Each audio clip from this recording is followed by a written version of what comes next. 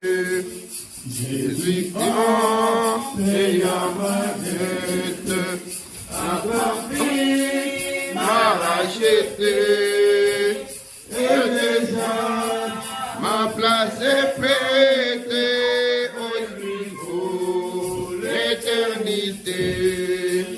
Jésus, tu m'as racheté, Jésus, tu m'as racheté. Et déjà ma place est prête au ciel pour l'éternité. Jésus, tu m'as racheté. Jésus, tu m'as racheté. Et déjà ma place est prête au ciel pour l'éternité.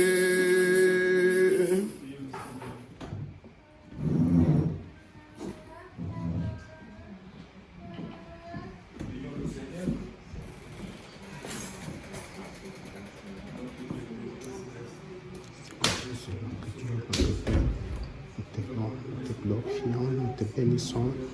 Toi qui es Dieu, qui nous a permis, Seigneur, qui nous a donné l'opportunité de venir ici, Seigneur, pour te louer, pour t'adorer, pour te glorifier, communier avec toi. Merci pour cette opportunité, cette occasion, Seigneur Jésus, toi qui es Dieu. Merci, c'est une occasion que plusieurs n'ont pas eu, Seigneur, mais par ta grâce, tu as permis que nous venions jusqu'ici, Seigneur Jésus, parce que nous sommes tes enfants d'adoption, Seigneur. Ce que tu as prédestiné, Seigneur Jésus, tu nous as justifiés, sanctifiés, tu nous as scellés, Seigneur. Sois béni pour cette journée de la résurrection, Seigneur Jésus. Tu as voulu que nous venions ici. Bénis maintenant les services que nous allons tenir, Seigneur. Accepte d'être parmi nous comme tu l'avais promis, que là où deux ou trois sont rassemblés en mon nom, je serai parmi eux.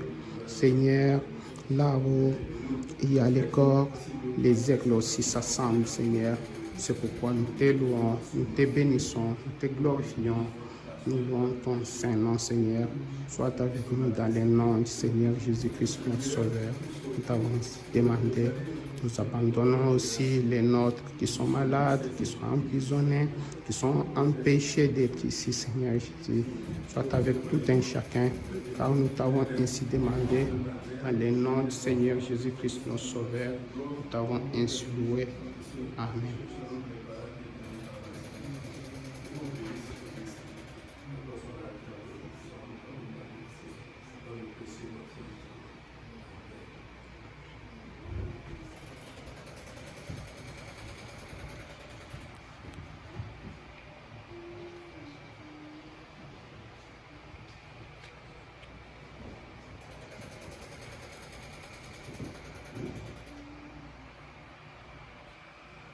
Voici le jour, fait par le Seigneur, fait par le Seigneur. Oh, nous allons nous réjouir et nous serons tout heureux, tout heureux. Voici le jour fait par le Seigneur.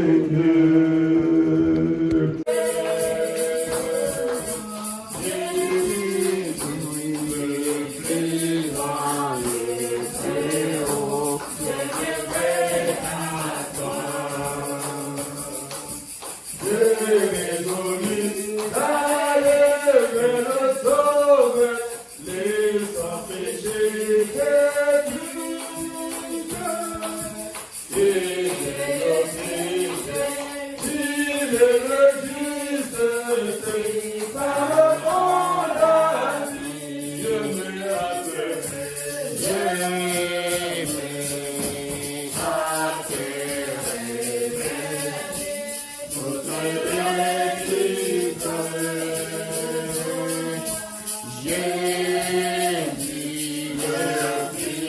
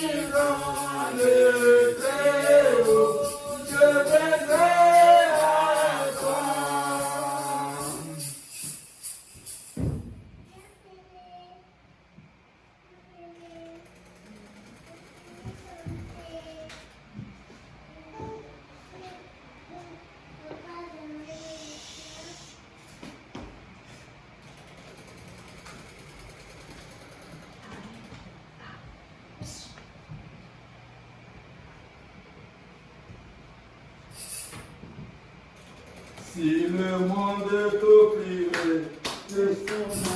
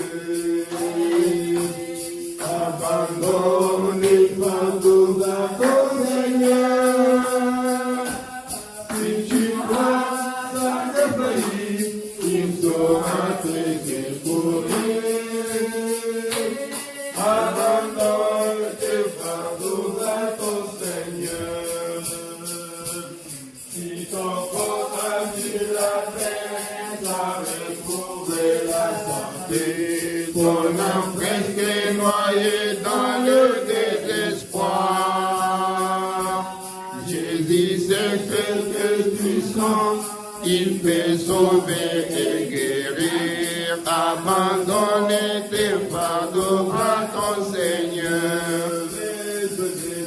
Laisse-le,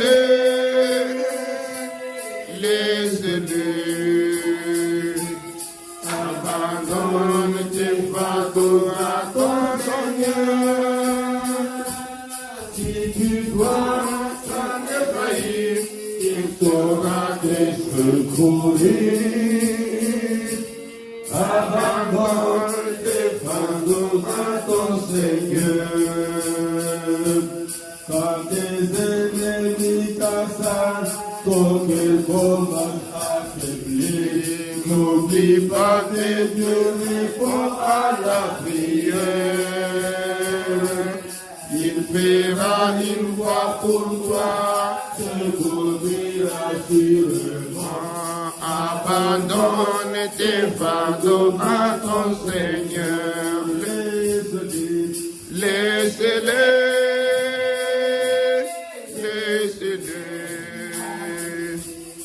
Abandonne tes fardeaux à ton Seigneur. Si tu crois sans défaillir, il saura te secourir. Abandonne tes fardeaux à ton Seigneur. Si ta jeunesse t'abandonne et tu commences à vieillir, commencez pour sous le poids des soucis. Il te quittera pas, il ira avec toi au bout. Abandonne tes fardeaux à ton Seigneur. Laisse-les.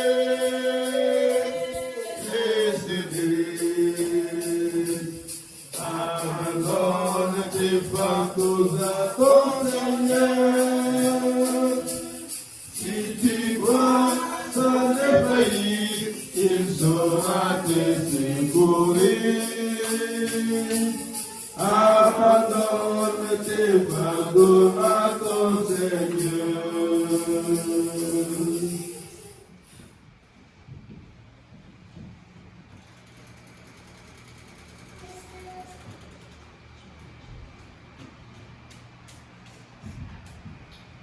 Nous irons joyeux ces jours, poissonner au salut.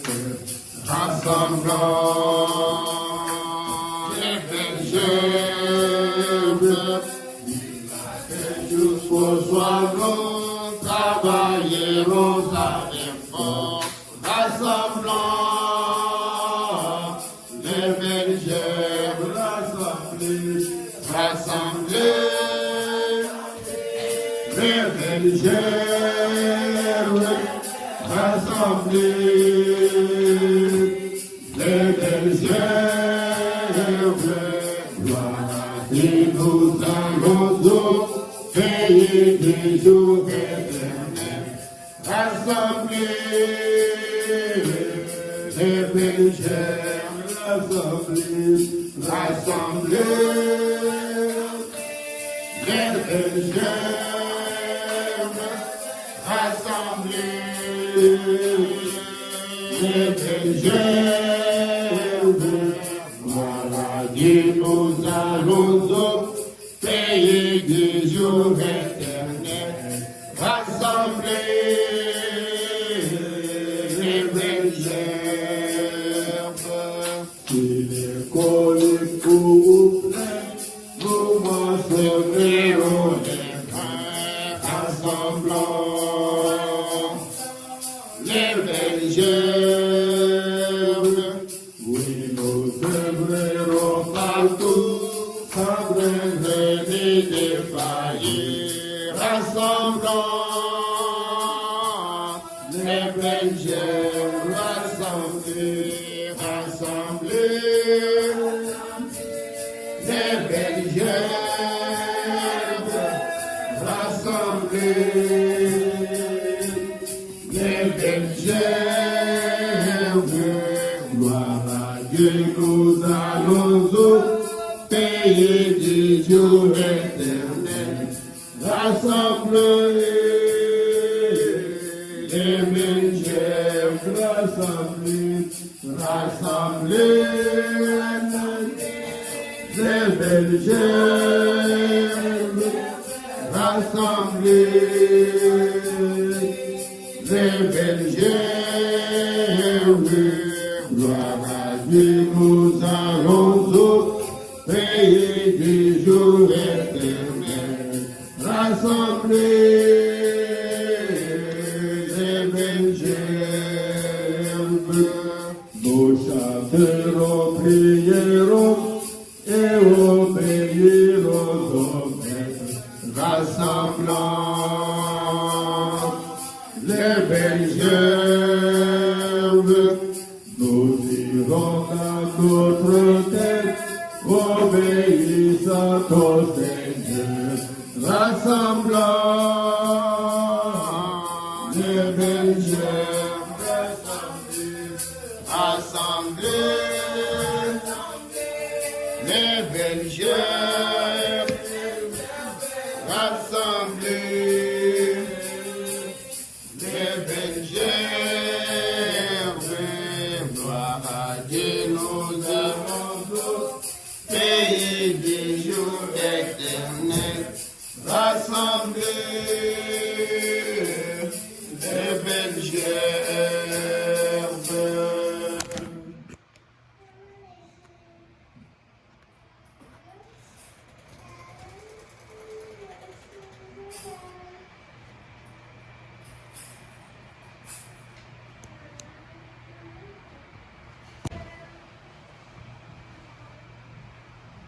Au nom de Jésus, au nom de Jésus, nous avons la victoire.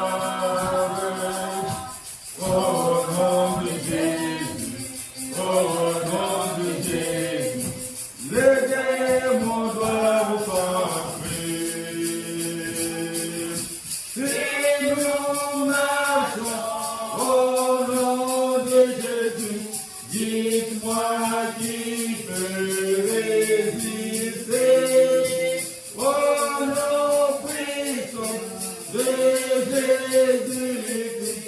Nous avons la victoire. Si nous marchons au nom de Jésus, dites-moi qui peut résister. Au nom puissant de Jésus-Christ, nous avons la victoire. Au nom de Jésus, au nom de Jésus, nous avons la victoire. Au nom de Jésus, au nom de Jésus, les démons doivent s'enfuir. Si nous marchons au nom de Jésus, dis-moi qui peut résister au nom puissant de Jésus-Christ. Nous avons la victoire. Si nous marchons au nom de Jésus, dis-moi qui peut résister au nom puissant de Jésus-Christ. Nous avons la victoire. Que notre Seigneur Jésus-Christ vous bénisse abondamment. Et faisons appel au pasteur pour venir à la chair.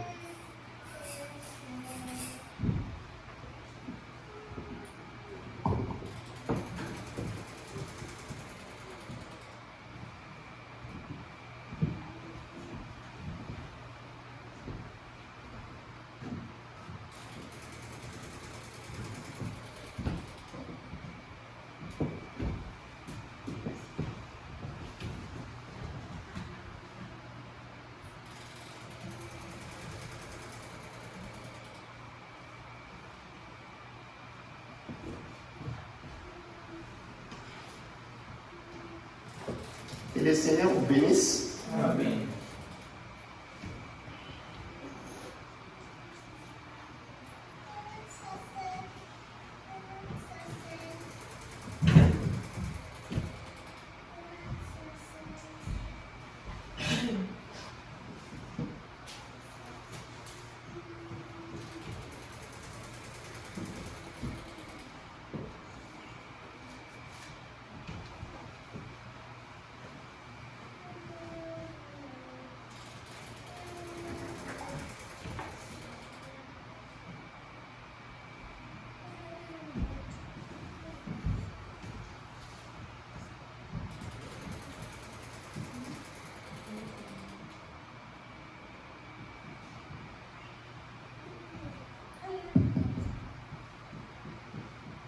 avant de commencer, je voulais un peu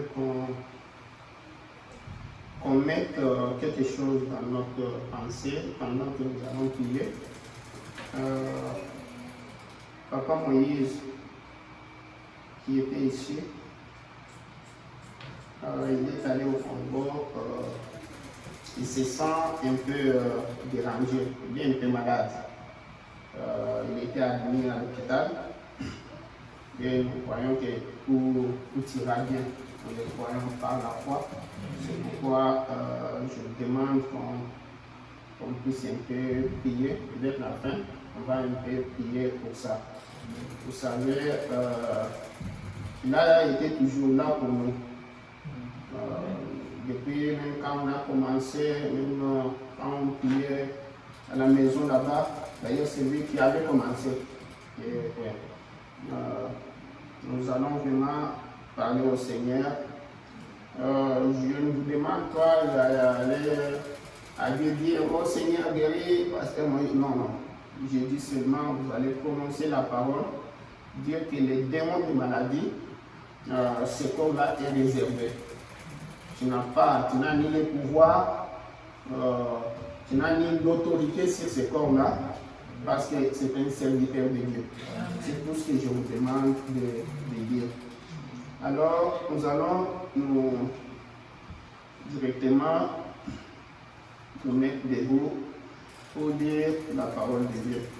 Et vous allez checker un peu, j'ai changé la montre là-bas. Je l'ai changé, j'ai mis l'autre dans mon bureau, mais j'ai mis la pique et j'avais mis là-bas, je ne sais pas si c'est tellement bon ou pas.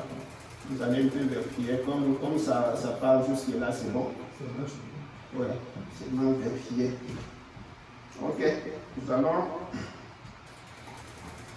Aujourd'hui, nous allons commencer avec Daniel, mais nous restons dans notre thème qu'on a commencé. C'est les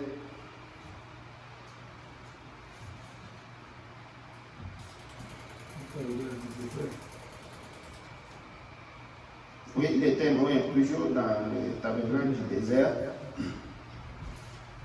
Mais deuxième partie, hein, je vais quand même. On va lire dans Daniel. Excusez-moi. Daniel chapitre 9. Vous allez me permettre de faire un petit pas pour récapituler, parce qu'il y a des gens qui vont toujours me demander, les gens ne sauront pas de quoi est-ce que nous sommes en train de parler. Daniel chapitre 9.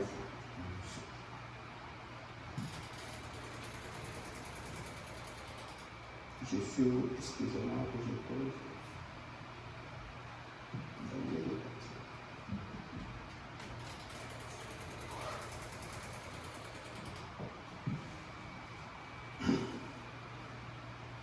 Daniel chapitre 9,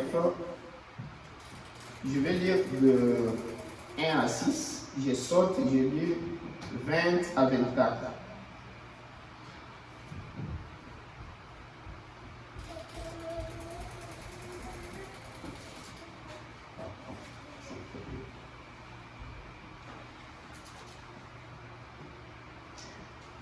La première année de Darius, fils d'Assuérus, de la race de Médès, lequel était devenu roi du royaume des Chaldéens.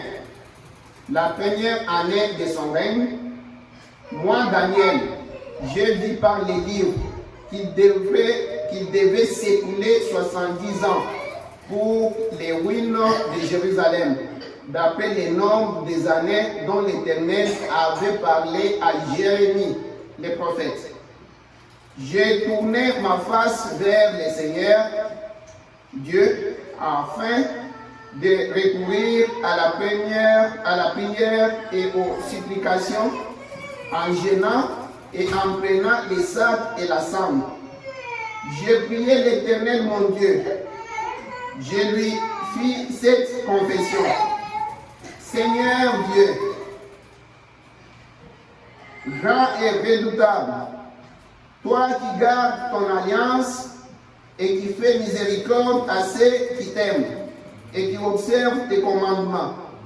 Nous avons péché, nous avons commis l'iniquité, nous avons été méchants et rebelles. Nous nous sommes détournés de tes commandements et de tes ordonnances. Nous n'avons pas écouté tes serviteurs, les prophètes, qui ont parlé en ton nom à nos rois, à nos chefs, à nos pères et à tous les peuples du pays. Je vais prier. Seigneur Jésus notre Dieu, merci encore une fois de nous donner cette opportunité d'être dans ta maison. Nous venons de lire ta parole, Seigneur. Nous savons que tout homme peut la lire, mais c'est toi qui nous interprètes ta parole, Seigneur, parce que c'est toi qui vas nous enseigner, qui vas nous parler au travers de la parole. Maintenant, laisse que je sois mis à côté, Seigneur Jésus, pour que toi-même tu viennes parler à ton peuple. Parce que tu nous as dit dans tes paroles saintes, tu as dit que le plus grand ne dira pas au plus petit que viens, je vais t'enseigner la parole de Dieu. Et tu nous as dit, je ne vous laisserai pas orphelin, je vous enverrai le Saint-Esprit. Il va vous enseigner et vous conduire dans toutes choses. C'est pourquoi tu as accepté que les Écritures s'accomplissent. Tu es venu, Seigneur. Tu as envoyé ton serviteur, William Mario Branham, par lequel le Saint-Esprit a parlé, a crié à Jérusalem, a crié à ce peuple du temps de la fin, a crié à l'âge de l'Odyssée, a enseigné, Seigneur. Tu nous as bénis dans ces enseignements, Seigneur. C'est pourquoi nous ne devons aller ni à gauche ni à droite. Nous devons rester au milieu avec la parole que tu nous as envoyé, le message que tu nous as envoyé par ton serviteur William Marion Branham, notre Dieu et notre Père. Sois avec nous, Seigneur. Comme nous allons nous entretenir d'ici, Seigneur, ferme ma bouche, Seigneur, parce que je n'ai rien de bon que je peux dire à ce peuple que tu as purifié, que tu as sanctifié, Seigneur, que tu as rempli de ton esprit, Seigneur. Qui suis-je pour me mettre devant ces gens et leur dire quelque chose? Notre Dieu et notre Père, descend, Seigneur, par la puissance de ta résurrection et tu parles à ton peuple, aux enfants que tu as aimés. Oh, c'est ça les gens pour lesquels tu as versé ton sang. Alors ne permets pas que je me mette là pour parler, Seigneur Jésus. Vraiment, je t'en prie, ferme ma bouche, notre Dieu. Notre Père, maintenant bénis les dîmes, les offrandes, bénis les efforts que tes enfants ont déployés pour arriver ici. Nous n'oublions pas, Seigneur, de les mettre encore, Papa Moïse, entre tes bonnes mains, Seigneur. Et là, je peux dire au diable, tu n'as pas de droit. Tu n'as pas de droit. Tu dois quitter, aller dans le désert. L'endroit aride qui t'a été réservé. Tu dois laisser comme un serviteur de Dieu. Tu dois avoir honte. Tu dois enlever tes mains sales. Tu n'as pas de droit. Je te chasse au nom du Seigneur Jésus-Christ. Il est ressuscité, il est vivant. Seigneur, par tes meurtrissures, nous avons été guéris. Seigneur, bénis notre assemblée. Bénis-nous tous. Bénis tes enfants partout où ils sont. Nous t'avons ainsi loué, ainsi glorifié. Tout ça pour ta gloire. Dans le nom du Seigneur Jésus-Christ, notre Sauveur, nous avons ainsi demandé. Amen. Amen. Veuillez vous asseoir. Là, je sors, je prends maintenant verset 20 à 24. Toujours dans Daniel 9. Vous allez, vous pouvez lire du premier verset jusqu'à la fin, de façon que vous ayez quand même l'idée de ce que nous voulons parler. De toute façon, on en a déjà parlé ici, quand on parlait de la prière de Daniel, quand on parlait de la prière efficace. On a lu ici. C'est ainsi que j'ai commencé avec Daniel 9, du premier verset au 6e. Je saute pour gagner le temps. Je continue maintenant à partir du 20e verset. D'ailleurs, j'ai essayé de télécharger la Bible là-bas de façon que tu projettes directement. Mais comme vous avez ouvert dans l'autre compte, je vais demander soit d'or, soit Sharon, de télécharger avec Play Store ou bien ouais. J'ai téléchargé mais ça a bloqué parce que c'est le même compte que j'avais sur la petite tablette ici. Maintenant ça, ouais. L'ordinateur ne se retrouvait pas. Ok, nous lisons. Verset 20. J'ai parlé encore, j'ai prié, j'ai confessé mon péché et les péchés de mon peuple d'Israël, et j'ai présenté mes supplications à l'Éternel, mon Dieu, en faveur de la sainte montagne de mon Dieu. La sainte montagne, là, c'est Israël. Dans le temps, c'était appelé comme ça. Je parlais encore dans ma prière quand l'homme Gabriel, que j'avais vu précédemment dans une vision, s'approcha de moi d'un vol rapide au moment de l'offrande du soir. Je mérite déjà attirer votre attention. L'homme Gabriel est venu comment? D'un vol rapide. À quel moment? Au moment de l'offrande du soir. Et nous sommes au temps du soir. Il m'instruisit et s'entretint avec moi. Il me dit, Daniel, je suis venu maintenant pour ouvrir ton intelligence. Lorsque tu as commencé à prier, la parole est sortie et je viens pour te l'annoncer. Car tu es un bien-aimé. Sois attentif à la parole et comprends la vision. Laquelle?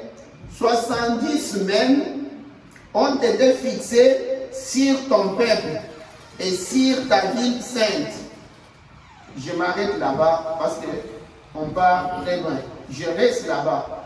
Vous voyez ce que Daniel, ce que Gabriel est venu instruire à Daniel. D'abord, la première des choses, on devrait se demander. On devrait se demander pourquoi il est venu. Mais c'est écrit là-bas, vous avez compris. Mais le problème est que pourquoi Daniel est allé prier comme ça? Il dit qu'il confessait ses péchés, pour son peuple, pour sa ville sainte. Daniel avait quelque chose. Daniel avait un souci. Daniel avait remarqué quelque chose. C'est de cela qu'on a parlé ces jours-là. Si je peux faire un pas en arrière, ces jours-là, on était en train de parler, comme on est toujours en train de parler sur notre thème, les tabernacles du désert. Dans le désert, il y a eu quelque chose. Pourquoi ils se sont retrouvés dans le désert? Ça, on a étudié, on en a parlé ici beaucoup. C'est Dieu qui a sorti son peuple d'Israël de l'Égypte, qui les a amenés vers la terre promise. Et l'histoire, vous les connaissez. Maintenant, ce peuple-là s'est retrouvé dans le désert. Mais dans le désert-là, Dieu a dit quelque chose. Il a dit non, on ne peut pas avancer comme ça. Parce que Amos, comme nous l'avions lu l'autre fois, Amos dit que est-ce que deux hommes peuvent-ils marcher ensemble sans qu'ils aient quelque chose en commun? Et Dieu et son peuple ne pouvaient pas aussi marcher comme ça. Ils devraient d'abord avoir des contrats. Ils devraient d'abord avoir une loi. Ils devraient d'abord avoir quelque chose sur laquelle ils devraient se référer quand il y a quelque chose. Dieu devrait être parmi eux. Nécessairement, l'idée de Dieu, c'était d'être parmi eux. D'être leur Dieu, comme il le dit. Il veut être leur Dieu. Les prophètes nous disent qu'il veut aussi être leur maître. Parce que les gens se disent, nous voulons que le Seigneur Jésus soit notre sauveur. Bien sûr, il veut vous sauver. Il est votre sauveur. Mais en plus de cela, les prophètes nous disent, lui aussi veut être votre maître. C'est lui qui domine sur vous. Parce qu'il a toujours été la parole. Et pour dominer sur vous, il veut dominer sur base de sa parole. De ce que lui a dit. Parce que Dieu ne comprend rien d'autre que ce que lui a dit. Je vais vous donner l'exemple. On peut être ici. Nous avons notre maman ici. Nous avons notre grand-père ici. Moi, étant jeune, par rapport à ces gens ici, qu'est-ce que Dieu me dit par rapport à ces gens ici? Ils peuvent faire des erreurs. Maintenant, quand moi je pars, maman a fait ça. papa a fait ça. Oh, je ne fais pas ça pour maman. Maintenant, quand Dieu vient, tu pars devant Dieu. Exactement, tu as raison. Tu arrives, il m'a fait ça, il m'a fait ça. Mais Dieu lui pour te répondre, Dieu lui pour traiter tout, Dieu lui pour faire n'importe quoi, lui se réfère à sa parole. Il dit qu'est-ce que lui a dit à propos de toi et de tes parents.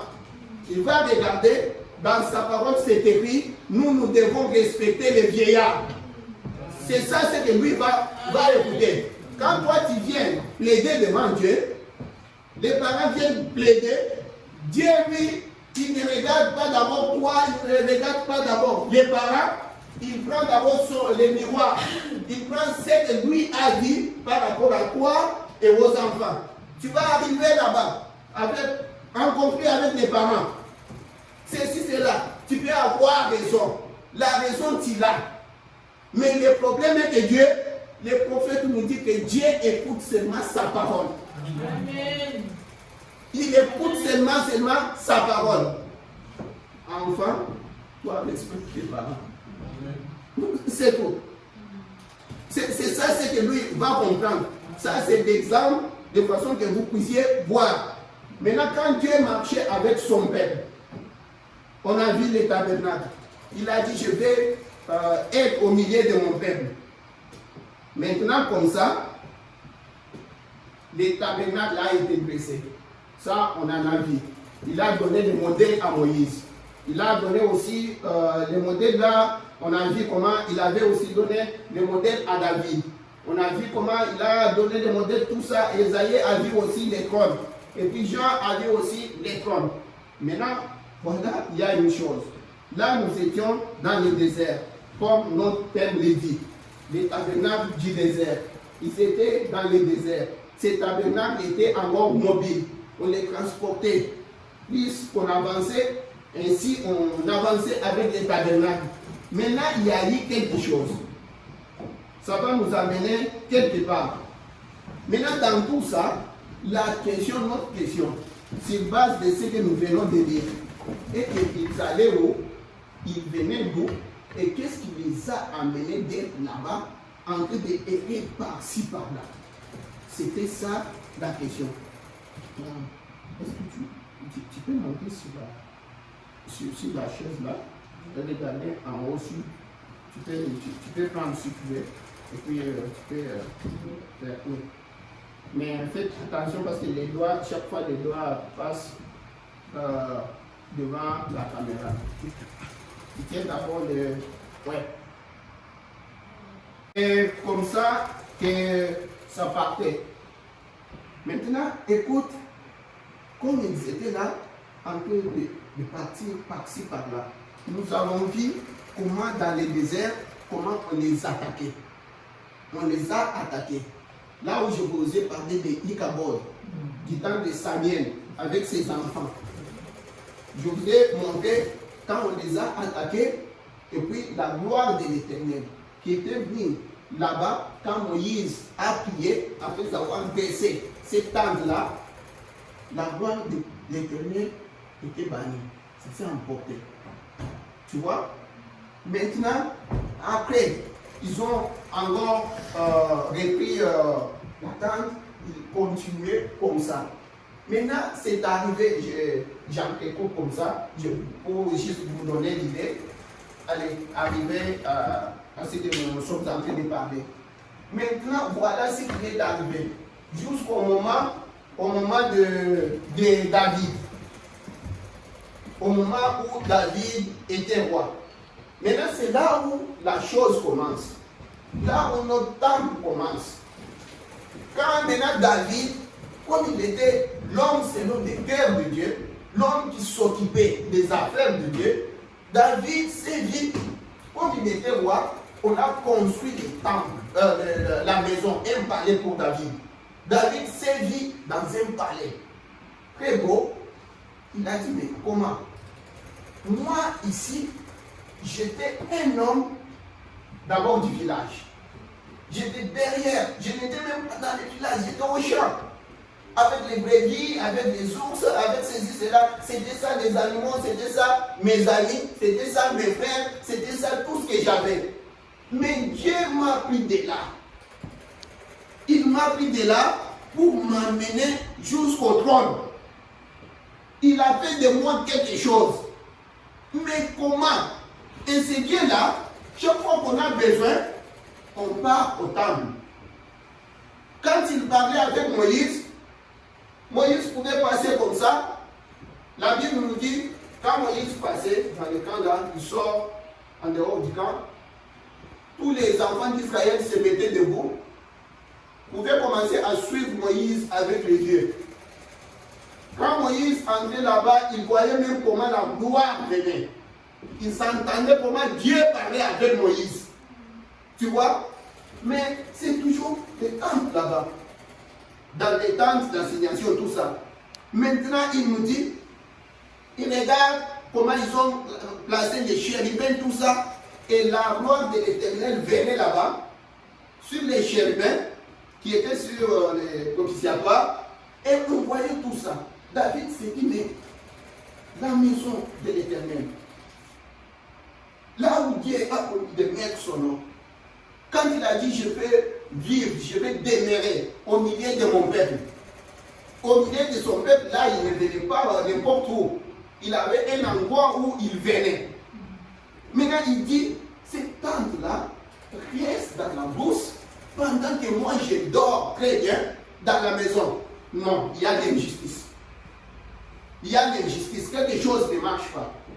C'est ainsi que David a eu le pensée de construire la maison pour les dieux de Jacob.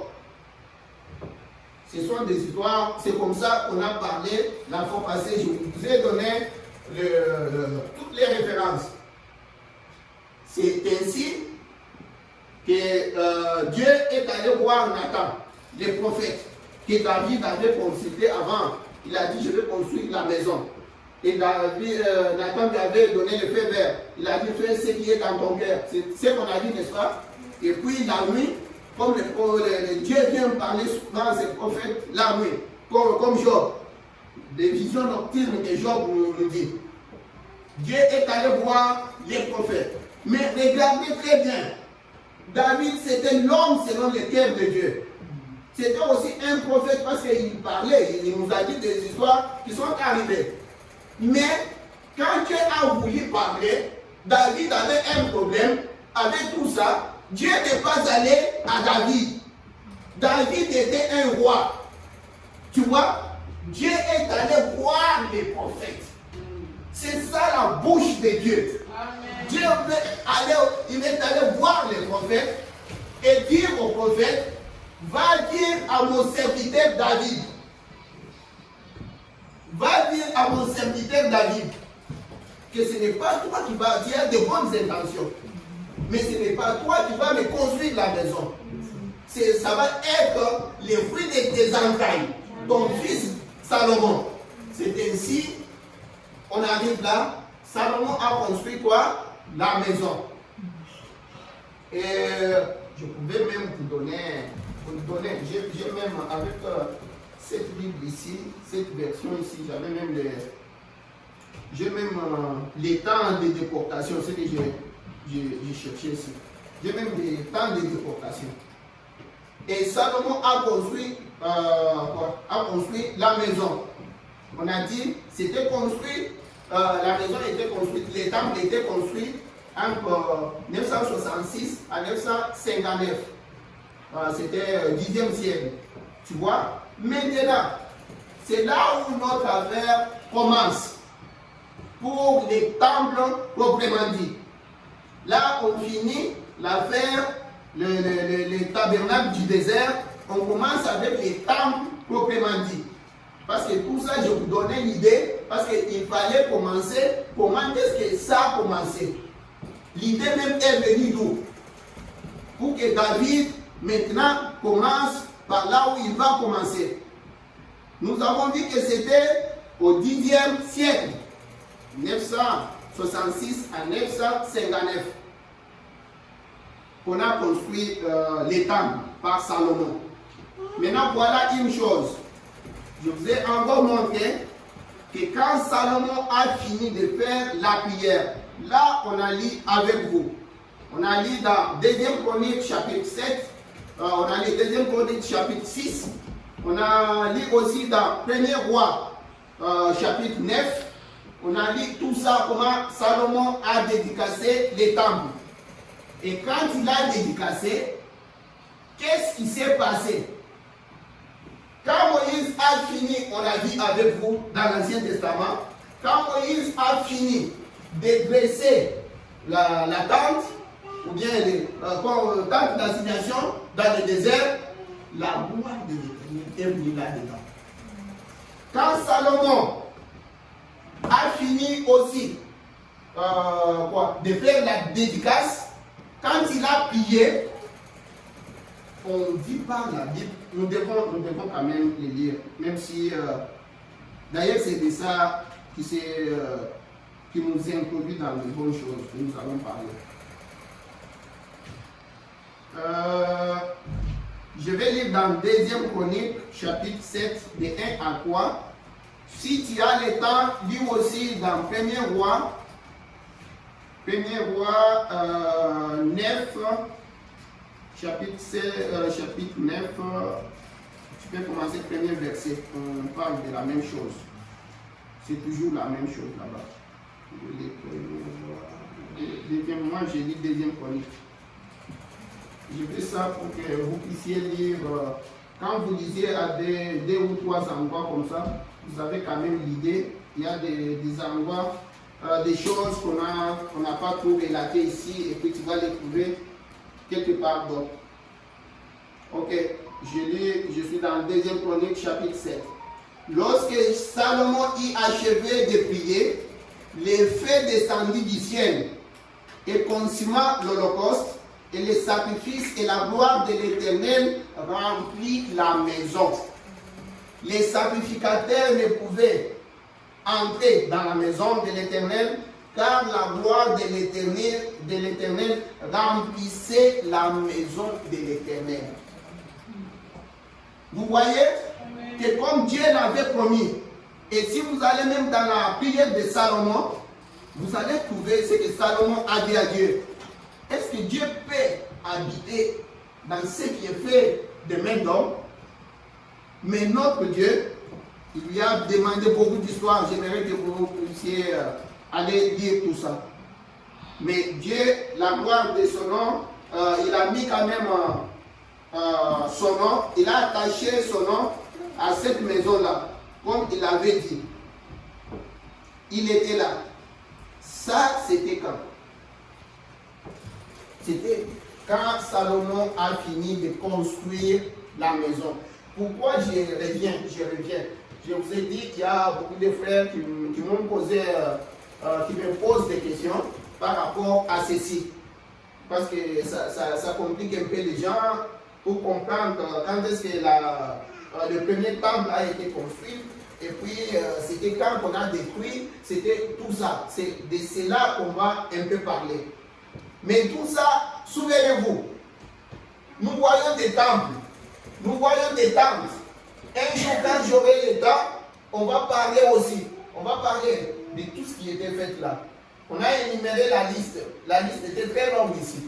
On a parlé des pots de ceci, des pots de cela, ce qui était rouge, ce qui était bleu, tout ça pour dire ça a une signification. On va entrer là-dedans quand j'aurai le temps, mais là on parle du temple. On parle seulement du temple. On se limite là-bas parce qu'on peut donner trop d'informations, ce n'est pas bon aussi. Maintenant, écoute.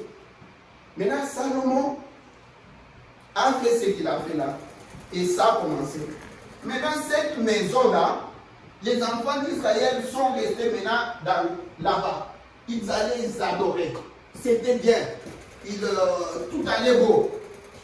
Maintenant, à un certain moment, il y a eu un prophète. Jérémie avait prophétisé. C'est de là, maintenant, que je vais, que vous puissiez d'abord prendre la prière, ce qu'on a dit dans Daniel.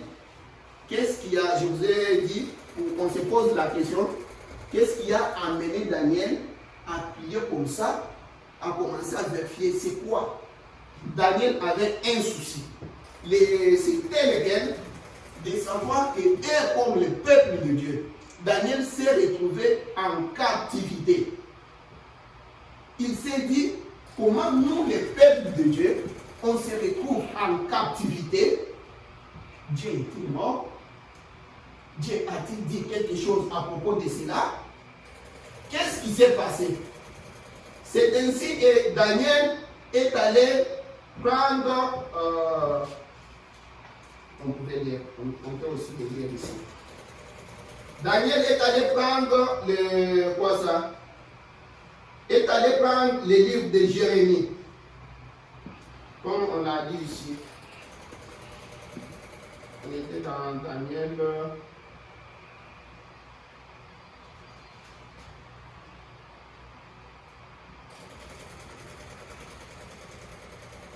On va lentement, on va.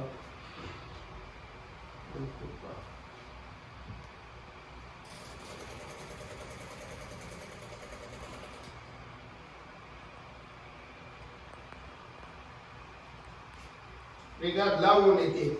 Relisons un peu.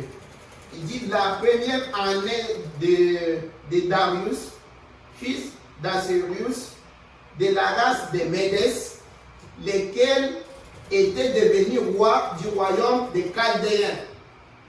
Verset 2, c'est là où je voulais attirer votre attention.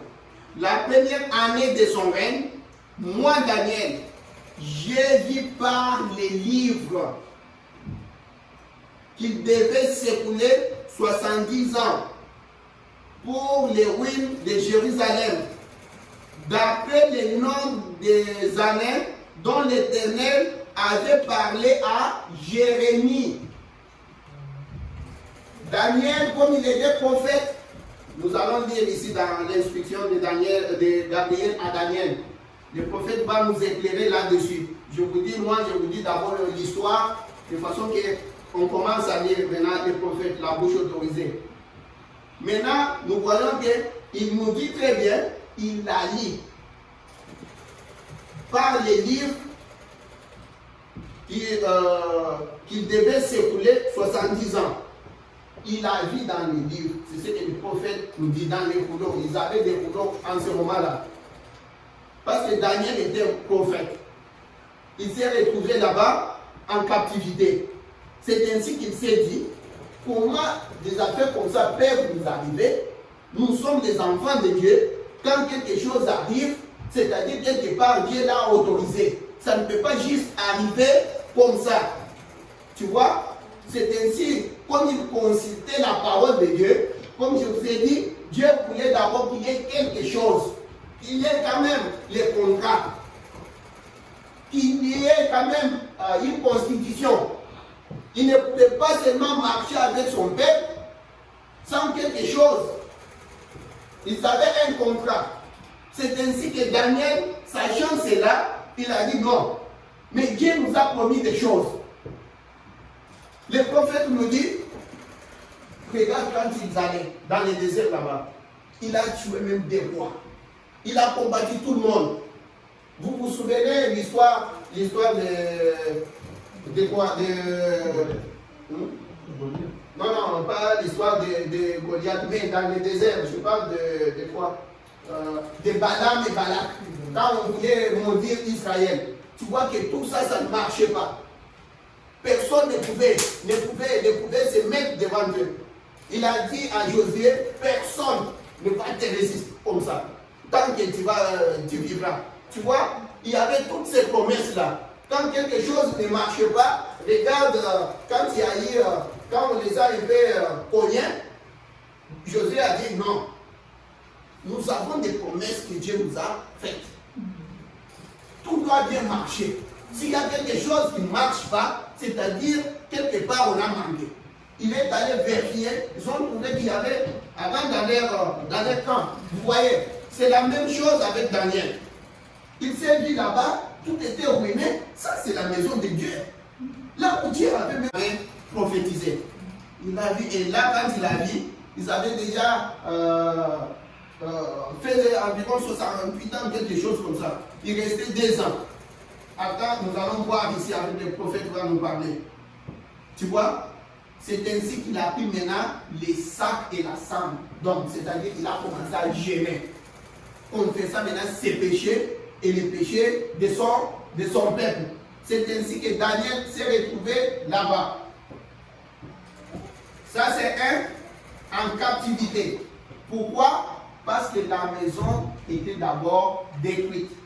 Et là, je vais mettre un petit quelque chose. Là, quand nous parlons, nous avons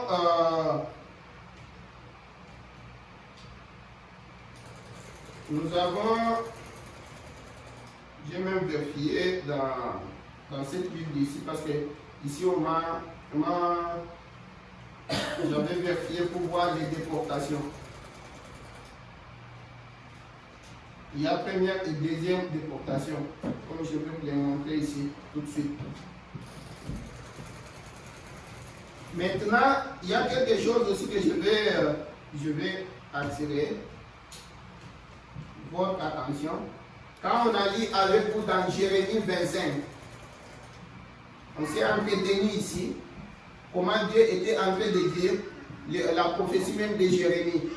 Ça disait qu'il devait envoyer les rois d'Assyrie, les rois de Babylone, qui étaient son armée, comme on a parlé ici, et que le prophète va encore nous en parler, qui était son armée.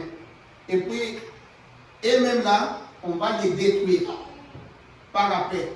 Parce que vous pouvez voir quelque chose qui vous arrive dans la vie. Peut-être une voiture qui arrive qui vous cogne, quelqu'un qui a même bu, peut-être n'importe quoi arrive. Tu dis, mais comment moi, enfant de Dieu, cet homme ici, un Madoulin, cet homme ici, quelqu'un qui trompe comme ça, comment il peut venir seulement comme ça, me tromper, et puis j'accepte, mais tout ça, comment on peut nous détruire comme ça? Non. Dieu, il est le Dieu, c'est lui le créateur. Tout est sous son service. Il peut accepter que quelque chose, il laisse les diables te traiter comme ça. Mais sache que quand le temps arrive, il va détruire les diables. Parce qu'il y a l'écriture. Vous ne pouvez pas toucher à mes besoin. C'est ça le problème. Vous avez vu avec les rois là de Babylone. Vous savez ce qu'il y a eu? C'est même nous, d'ailleurs, on en a ici, mais c'est même nous, on a fait là-bas. On va, j'avais un peu ici, on en avait parlé ici, mais pour d'abord pour te montrer, tu vas nous jeter quelque chose ici.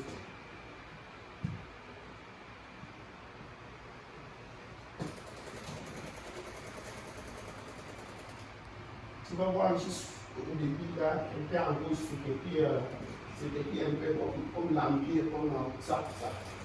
Ouais. Depuis les églises, ça se voit pas. Non. C'est juste ça. Oui, montre, non, c'est ça, c'est ce que je veux dire. Je montre. J'ai pris les statuts de saison pour. Parce que c'est. Tu vois, on avait vu avec vous ici, dans la Bible, et les prophètes nous ont montré quelque chose ici. Vous avez parlé de ces 4 royaumes. Vous vous rappelez des rêves de Nebuchadnezzar. Vous vous rappelez, on a parlé de Daniel, rêve de Nebuchadnezzar, quand on a parlé de ça. N'est-ce pas? Maintenant, dans tout ça, regarde, parce qu'on est tenté de parler, c'est surtout les dates. Ce sont des royaumes. Tu vois? Les prophètes disent d'abord, tout ce que nous faisons ici, la Bible ici, c'est la révélation du Seigneur Jésus-Christ. C'est Dieu qui s'est révélé. Avant qu'on le dise, parce qu'il faut se révéler, on va là-bas.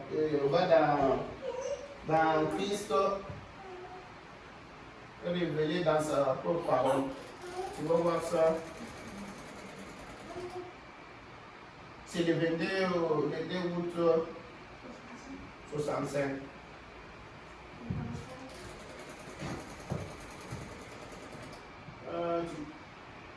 Même ici, on va lire, mais commence d'abord avec 142 à 143. On va revenir à ça.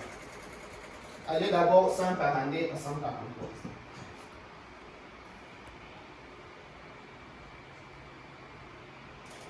Paragraphe 142 à 143.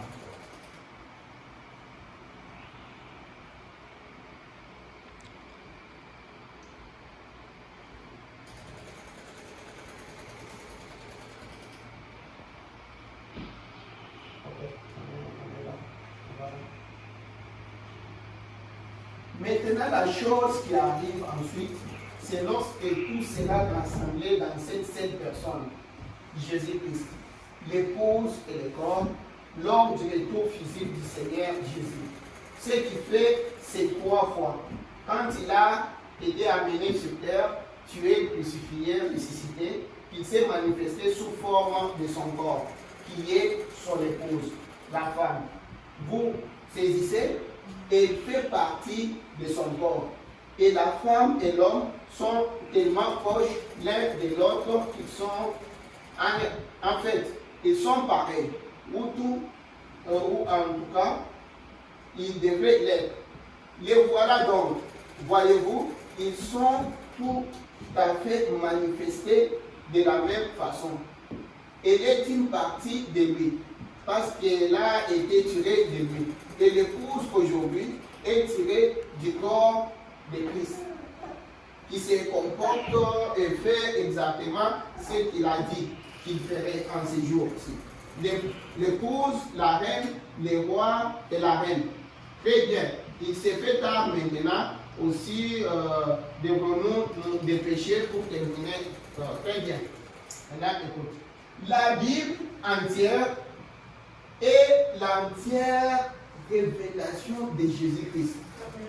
Se faisant connaître à chaque âge, il s'est fait connaître du temps de l'hiver en tant que fondement, l'église, les pieds, les jambes, et comme il l'a fait pour le roi Nebuchadnezzar. Quand il parle là, il parle du règne de ses statues que Nebuchadnezzar avait vues. Vous vous souvenez, quand celui-ci avait eu ses songes, et cela partait de la tête en descendant. Voyez-vous, à présent, il part maintenant, dans le Nouveau Testament, il part de pied en montant. Voyez-vous, dans le royaume babylonien, il a monté tout ce qu'il avait fait à l'Ancien Testament. Il est parti de la tête en descendant jusqu'à ce qu'il arrive à Dieu lui-même. Tu vois, maintenant reviens sur les statues là qu'il est en train de parler. Nous devons voir. C'est ces statues ici qu'on avait tout fait ici.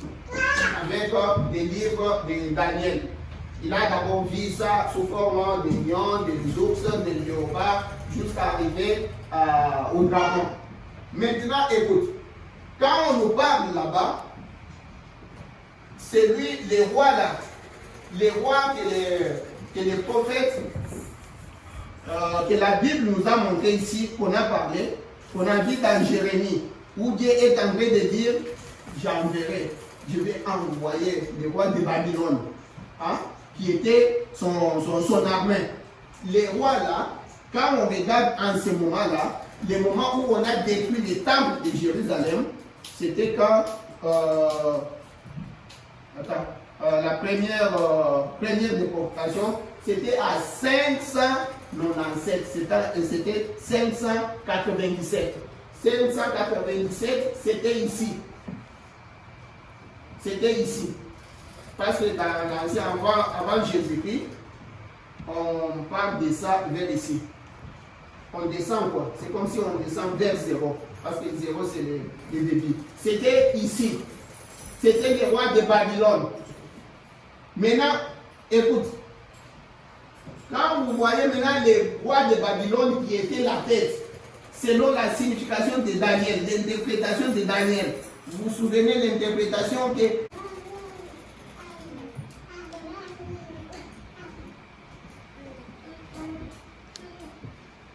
ma richesse, ma gloire et ma félicité. Oh Jésus, c'est de croire que tu m'as racheté, rempli de confiance en toi, divin Sauveur. Je vis dans l'espérance et je marche sans peur. Rien n'ôte les souillures, rien ne guérit le cœur, sinon les meurtrissures et le sang du Sauveur. Oui, Jésus se nous lave de toute iniquité et procure à l'esclave l'heureuse liberté. Oh, que toute la terre apportera ce Sauveur, ses péchés, sa misère, il fait grâce aux pécheurs. Son amour insondable lui fait quitter le ciel pour donner aux coupables un salut éternel.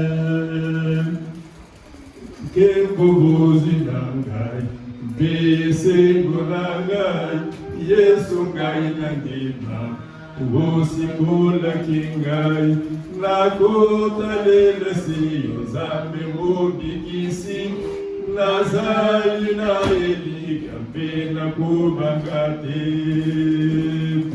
Nini epetola, nini ebikisa, ezali popele, makilanga Yesu, Yesu agosukola biso na masumu, akopesa bosoni pona mukangani.